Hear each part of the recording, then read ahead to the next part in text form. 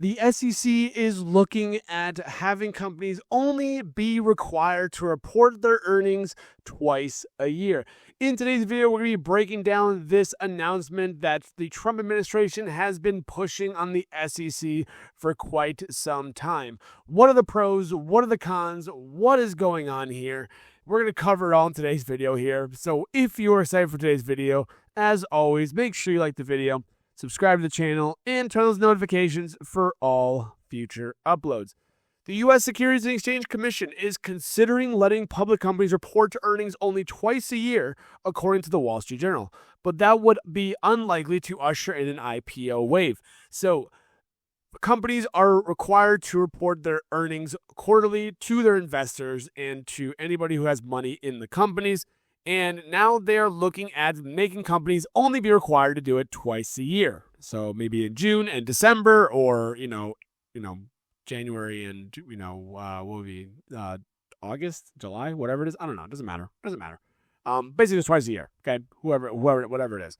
The growing access to unlimited private capital, coupled with regulatory changes over the past 2 decades, has resulted in fewer and fewer companies choosing to go public. Regulators and investors have been looking for new ways to reverse that trend. And the big thing they're talking about right here is that private companies don't have to release their statements as frequently as publicly traded companies do. So if a private company wants to announce their financial statements, they could do it, in a lot less time periods than if they go public on the IPO market, the initial public offering. And so they fear that that's kind of why there's not as many IPOs, because companies want to stay private for longer because they don't have to release their earnings as much, which is what they're talking about. Founders could view the proposed change as directionally positive for the IPO pipeline, and it addresses a potential friction point. However, it is unlikely to be the decisive variable that unlocks a new wave of unicorn IPOs. If you watch Fringe Financials Trivia with myself and Ryan on the YouTube channel, we talk about what unicorn IPOs are. So that's actually a thing. How fun is that? The SEC could publish its proposal as soon as next month, according to the Wall Street Journal. It would then be subject to the usual process, a 30-day public comment period, followed by a commission vote. So there are no guarantees the changes will actually happen.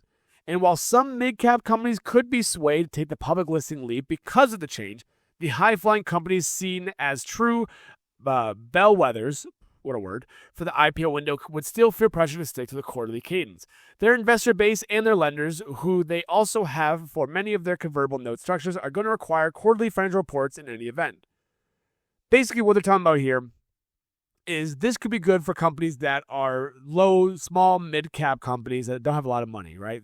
Because, their job as a smaller company is to raise capital, to bring in investors, and then to use that capital to then increase their company, right? And if you release quarterly statements and you just start your company off, you might have some bad earnings coming in the first couple quarters here. Maybe your first quarterly earnings report is awful and your second one was going to be good. Maybe that's what it was. But that first quarterly earnings report that you give out to your investors, they see how much of an awful miss it was, and they take their money and they put it somewhere else, and they lose that capital. So as small companies, small cap, mid caps are starting to grow their company overall, they may want to do it twice a year. So that way, give us a couple months to get it going, and then in 6 months, you can see what's going on, and then give us another 6 months, and you'll be able to see the change in that time period.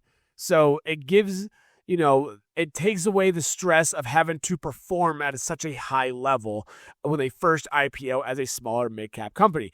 But with the large cap companies, those unicorns, for example, people who are investing in those big companies like OpenAI, SpaceX, for example, whenever that one goes public, or if it doesn't go public, whatever. But these big companies that have a big market cap of like billions and billions of dollars here, these investors are going to want to see those statements. They do not want to be left out in the dark. So is it really going to impact the IPO window? The small mid-cap ones, you might get more people there, but this isn't going to change much for the big dogs that are IPOing. Because again, once they IPO, investors want to see it. They're the ones putting money into the company. They're the ones that are going to help them invest their money and do better things with it and grow their companies and expand. They want to see the financials, just like me. I'm somebody, if I invest in a company, I would like to see what you are doing behind the scenes, but not wait 6 months and then all of a sudden, oh my God, 6 months, we lost all of our money, guys. Hey, good luck, bye. Like, what? So When you're thinking of it in that way, is it going to have much of an impact? These people are saying probably not, and I get it. Case in point, many companies listed on the UK and European exchanges, which are only required to report twice a year, still elect to do so every quarter. That is actually something that I did not know. So the UK and the European exchanges, they only have to report their earnings twice a year, but a lot of them, it seems like, still like to report quarterly earnings because, again, it gives the investors the inside information as to what is going on, how their company's growing their profits, how they're losing, how they're, lowering their debts, how they're raising capital, how their expenditures are doing, how their short-term debt's doing, long-term debts, the revenues, the cash flow. They want to see everything going on. What's the projections? What are their earnings looking like? They want to see how they're growing here. So that's, again, the major argument they have. The companies that do go public because of this change aren't the companies that most people want to invest in out of the gate. Makes sense. Again, because I'd be like, why don't you want to show me your statements? Huh? How come you don't want to show me your financial statements? Why you want to do it, twice a year instead of 4 times a year? What are your books looking like? What's going on there? It makes people be hesitant to want to invest in companies, and that makes 100% logical sense to me. I would want to see what's going on. Meanwhile, the growing sophistication of the secondary market, on top of seemingly limited private capital supply, has nearly eliminated the pressure for mature VC-backed companies to go public. Private capital, private equity, private investments, all that kind of stuff have been booming. The returns are a lot better overall. They don't have to report their earnings as much anyways. So this really, they can just stay private and just keep doing what they're doing and make a lot of money, if they really want to. Still, for some sectors such as biotech, the proposed shift could be quite welcome. Preclinical biotech companies could avoid some of the dramatic stock fluctuations that can occur after missing earnings expectations. Again, these companies rely on funding to then invest more into research and development and different drugs and all that kind of stuff, the trials and stuff like that. For small and mid-cap companies, avoiding the short-termism may be a compelling sell. The long-term viability of remaining a public company with that additional cost certainly hits the bottom line. Companies with a $2 to $10 billion market cap, for example, that certainly is an impactful amount of money. Biotech IPOs had a strong start in the year with Generate Biomedicines and Icon Therapeutics alone raising more than $700 million in total value via public listings. But that's not enough to shake off the industry's nerves after a very slow 2025. All right. Now, and taking a look at the pros and the cons of quarterly reporting, this is actually very, very interesting to read through what is the pros and the cons here. Before assessing Trump's proposal, let's look, again, they talk about why Trump was opposing this back in September, I believe this came out. Let's look at why required reporting exists in the first place. The efficiency of capital markets depends critically on timely information being made available to market participants, retail and institutional investors, corporations, etc. Timely manner, not every 6 months. And the efficiency of capital markets is crucial because it leads to increased trust in market prices, making it cheaper for firms to raise capital and for investors to make investments. Lack of trust can have far-reaching consequences. And again, unless you have insider knowledge and you have, partnerships with people behind the scenes, you're going to be the one who will be making money, but retail people will be the ones left holding the money still and being left, at a loss, right? In a 2008 paper, finance researchers from Northwestern University, the University of Chicago, and the European University Institute found that the likelihood of being cheated is a major factor in investors' purchase decisions. Very, very important to know. Less trusting individuals tend to be more likely to avoid investing in stocks, and even if they do so, they invest less. You want to build trust to get people to invest. It's all about trust here. Just like you trust Fridge Financials, hopefully, with that financial education and what I'm giving to you guys. I put out a lot of information here to hopefully help you guys absorb some things and get ahead of the game and to become financially free, hopefully, in the long term, right? That's what we do. This has a significant knock-on impact on individuals' long-term wealth creation and financial security in retirement, since in the long run, stocks tend to earn more than other asset classes. Hence, investors who don't trust the markets and avoid investing in stocks will tend to see lower appreciation in their retirement portfolio. Yeah, the argument for quarterly reporting.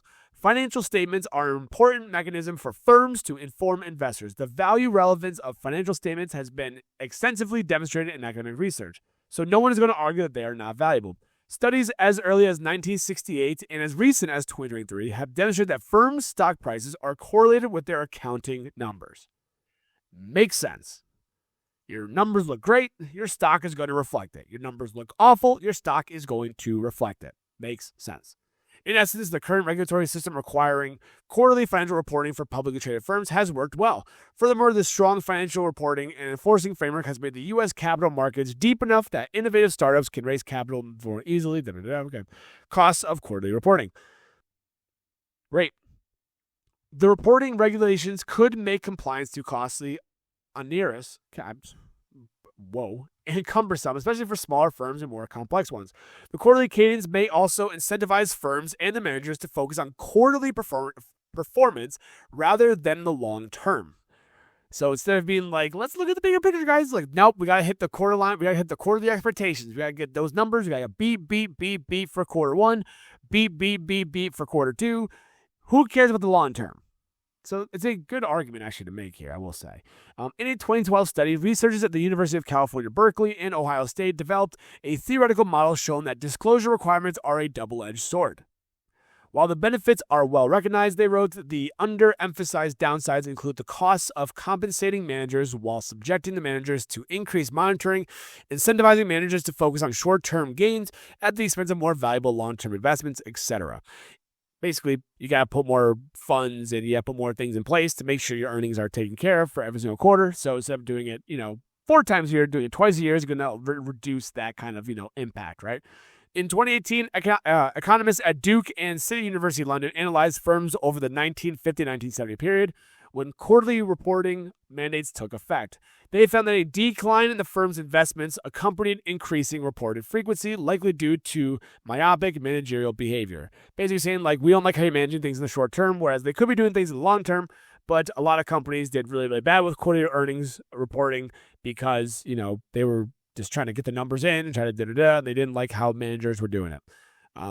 At least partially motivated by myopic behavior by managers, researchers have questioned whether financial statements accurately depict a firm's true financial performance. In an influential 1996 article, University of Pennsylvania researcher Richard Sloan showed that the market does not fully recognize how temporary earnings are. And again, things are being revised daily, weekly, monthly. It's not just the numbers stay consistent. The numbers stay where they are from quarter to quarter. People are constantly revising their price targets, their earnings per shares, and everything else. So it's not just the numbers you get every quarter is what you got to deal with. Things are changing. That leads market prices to deviate from fundamentals, a pricing inefficiency that gets corrected slowly over 1 to 3 years as the accruals reverse. My own research, co-authored with 2 peers from Southern Methodist University in 2006 on firms forced to restate earnings, shows that their initial earnings reports were inflated upwards, manipulated by using high levels of accruals. I'm not sure I'm saying that word right, but manipulating the earnings to make it happen, right? Oh my God, look how good our earnings are. Oh my God. Right? Sophisticated investors like short sellers identify such firms almost 18 months in advance, and their short positions end up generating profits when these firms later restate their earnings and stock prices decline. Insider knowledge, all that kind of stuff. It's crazy. The evidence shows that quarterly financial reporting and its outsized impact on stock prices can incentivize firms to manipulate their financial statements. In turn, this distorts the market's assessment and everything else. Great. Pros and cons, right? As we know. Still, others have questioned whether financial statements capture value-relevant information at all. As the U.S. has moved from a manufacturing-based economy to a service-oriented one, things like human capital and brand/firm reputation are valuable, intangible assets that often do not show up in their financial statements. If financial statements fail to capture such important info, the argument goes, then the benefit of frequent reportings may not be worth the costs. We're not looking at just the manufacturing, but looking more at reputations, brands, people, for example, people are paying a hefty penny for Tesla because even though their earnings aren't anywhere close to what their valuation should be at, people buying a Tesla, for example, or Palantir for the brand, for the reputation, all that kind of stuff for the future valuations that could come up that we are not seeing just yet.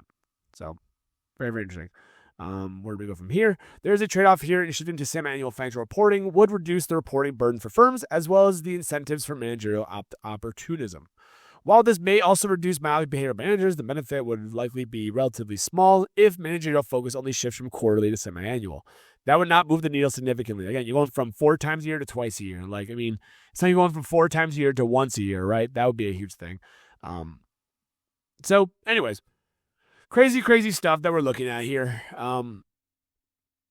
It's interesting. Another alternative would be to retain the quarterly reporting frequency. I'm just reading this now, but make it less cumbersome by, for example, allowing for a short-form quarterly reporting. This is a precedent for such exemptions. Under Regulation A, for instance, the SEC exempts firms from making smaller annual stock offerings from quarterly reporting. Okay, interesting. I mean, I think it's one of those things where I think this may go, and this is what my thought would be, is that they may say like, hey, if you want to do this, you can. It's optional, not required. Like you could only do it twice a year because over in Europe and the UK, they could do it twice a year, but a lot of companies do it 4 times a year. Investors are very much used to the quarterly earnings reports to see what's going on, the up-to-date information. I think quarterly earnings reports is a good thing to have, and it builds that trust in that kind of investment you're looking to get into. Is it going to be beneficial for those smaller companies that are just starting off and trying to raise money? Probably, yeah. So what I think maybe the middle ground would be is that I don't know what the middle ground is going to be, but I think the SEC will probably just say, hey, it's optional if you want. Now, if NVIDIA goes from 4 times a year to twice a year, I'd be like, well, why? Why would you be going that way, right? Those big companies that do 4 times a year, why would you all of a sudden switch back to twice a year? That'd be very, very much of a red flag. So a lot of those big name companies, those big mega cap stocks you're looking at, they probably will keep doing quarterly reporting no matter what, which is fine. It is business as usual. Just keep doing it and just move on with their lives. But it could be beneficial to those small cap, mid cap companies who are just starting to raise their capital. But I will be curious to see what is going on. Let me know in the comment section what your thoughts may be on if the SEC should make reporting earnings only twice a year. I'll be very curious to hear your thoughts on it. But thank you guys so much for watching today's video. If you did make this far in the video, make sure you like the video, subscribe to the channel, and as always, turn on bell notifications for all future uploads. As always, I hope you're in the market in some way, shape, or form, and I will see you guys in the next video.